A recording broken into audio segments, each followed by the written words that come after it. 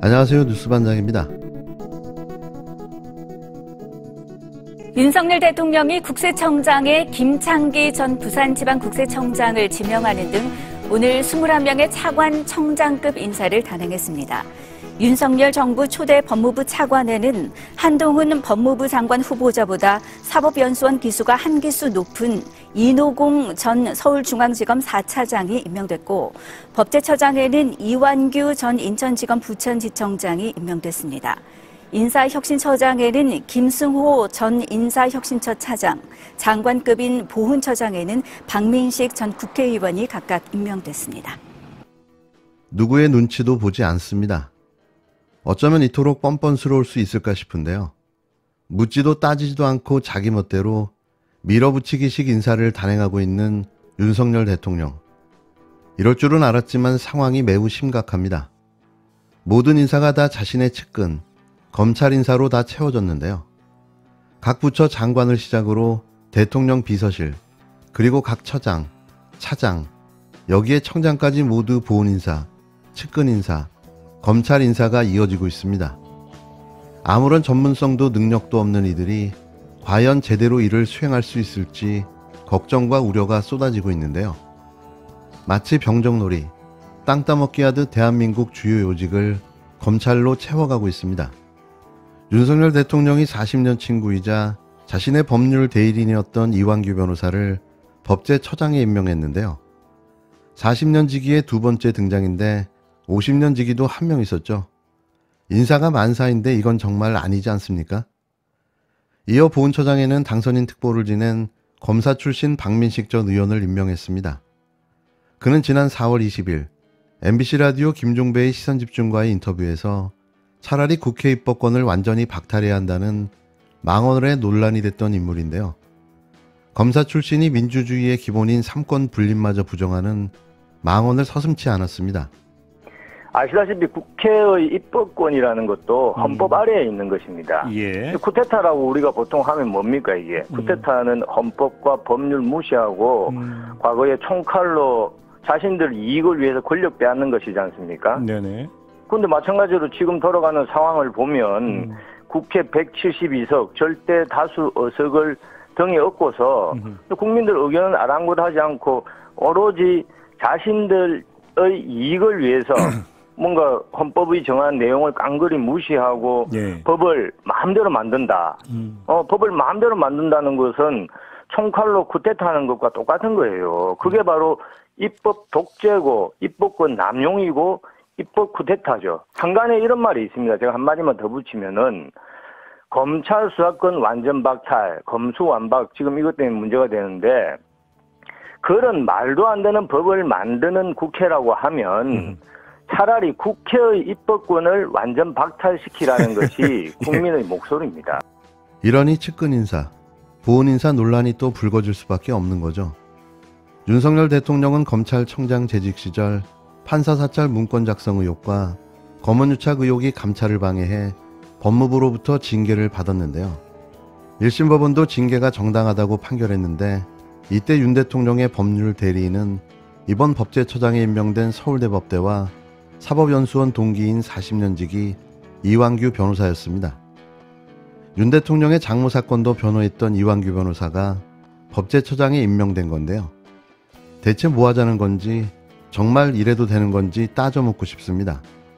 윤 대통령이 서울중앙지검장이었던 시절 4차장이었던 이노공 전 검사를 법무부 차관에 발탁했는데요. 이렇게 법무부 장관과 법무차관, 법제처장의 친윤석열 핵심 인사를 배치한 건 검찰 수사권 분리법안 시행에 대비하기 위한 포석이라는 관측이 나오고 있습니다.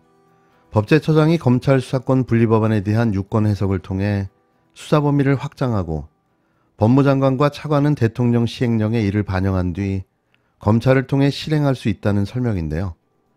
70년 만에 간신히 통과시킨 검찰 개혁법안을 다시 되돌리려 하는 거죠.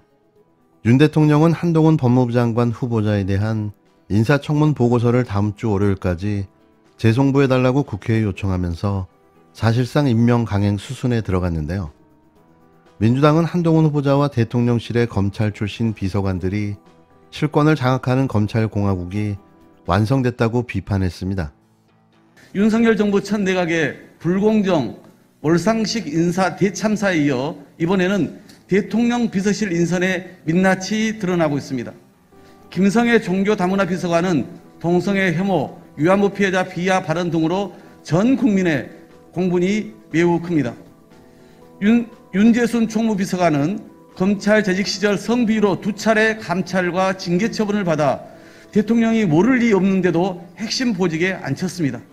서울시 공무원 간첩 조작 사건의 담당 검사로 징계까지 받았던 사람을 공직기강 비서관으로도 내세웠습니다. 이 공직기강 비서관과 총무비서관, 그리고 법률비서관, 인사기획비서관, 인사비서관, 부속실장까지 대통령을 직은해서 보좌할 인물들은 죄다 검찰에서 데려왔습니다. 대통령 비서실이 슬림화되기는커녕 실상은 대검찰청 분소나 다름없습니다. 이에 더해 검찰 내 최고 복심 한동훈 법무장관의 임명을 강행할 태세고, 김건희 여사의 도이치모터스 주가 조작 사건 변호인 활동으로 알려진 조상준 전 대검 형사부장을 국정원 기조실장으로 내정하는 등 대한민국 권력기관 모두를 윤 대통령의 검찰 측근들이 장악하는, 즉 검찰공화국을 완성하고 있습니다. 소통령 한동훈 후보자가 법무부와 검찰을 장악하면 사실상 문고리 7상시가 되어 우소부리의 권력을 행사할 수 있게 됩니다. 과거 문고리 3인방이 떠오릅니다. 총무비서관, 제1부속비서관, 국정홍보비서관이란 직위가 무색하게 정권을 휘두르며 국정을 농단했습니다. 그 결과가 어땠는지는 모든 국민이 잘 알고 있습니다. 김성애 비서관, 그리고 공직기관 비서관, 총무비서관 당장 사퇴해야 마땅합니다. 그리고 검찰공화국 조성도 이제 포기해야 합니다. 민주당은 국회 운영위를 열어 비서실 인선 경위도 따져 묻겠습니다. 취임한 지 불과 나흘째입니다. 윤 대통령은 지금이라도 검찰공화국이 아니라 민생과 경제 살리기, 그리고 국민통합에 매진하기 바랍니다. 하지만 그뿐이었습니다. 윤 대통령은 이와 함께 대선 캠프 출신이자 당선인 특보를 지닌 검사 출신 박민식 전 의원을 보훈처장에 임명했는데요. 그런데 박 전 의원이 보훈 정책에 어떤 전문성을 가졌는지에 대해선 구체적인 설명을 내놓지 못했습니다. 이런 가운데 윤 대통령은 민주당이 인사청문 보고서 채택을 거부한 원희룡 국토부 장관과 박복윤 문체부 장관에 대한 임명을 강행했는데요. 또 여기에 권영세 통일부 장관에 대한 임명안도 함께 제거했습니다. 한마디로 정리하면 지금 싸우자는 거죠. 그나마 다행인 건 자진 사퇴의 여론이 일고 있는 정호영 보건복지부 장관 후보자에 대한 임명은 이번에도 보류됐는데요. 장관에 이어 차관급에도 친구 인사, 측근 인사 논란이 이어지면서 인사 문제는 오는 16일로 예정된 윤 대통령과 여야 지도부 국회회동에서 핵심 쟁점이 될 전망입니다. 하지만 칼자루를 쥔 윤 대통령이 남의 말을 들을까요? 소통이 아니라 불통, 아니 먹통입니다. 그러고 보면 참 신기합니다. 이런 인사를 감행할 때는 보통 국민들의 눈치를 보는 게 당연한데요. 그런데 윤 대통령은 전혀 그런 게 없습니다. 국민 무서운 줄을 모른다는 거죠. 그의 인사는 자신이 국민 위에 있다는 착각에서 나온 경고망동이 아닐까 우려되는데요. 이 정도면 자신이 하고 싶은 건 다 하겠다는 기세입니다.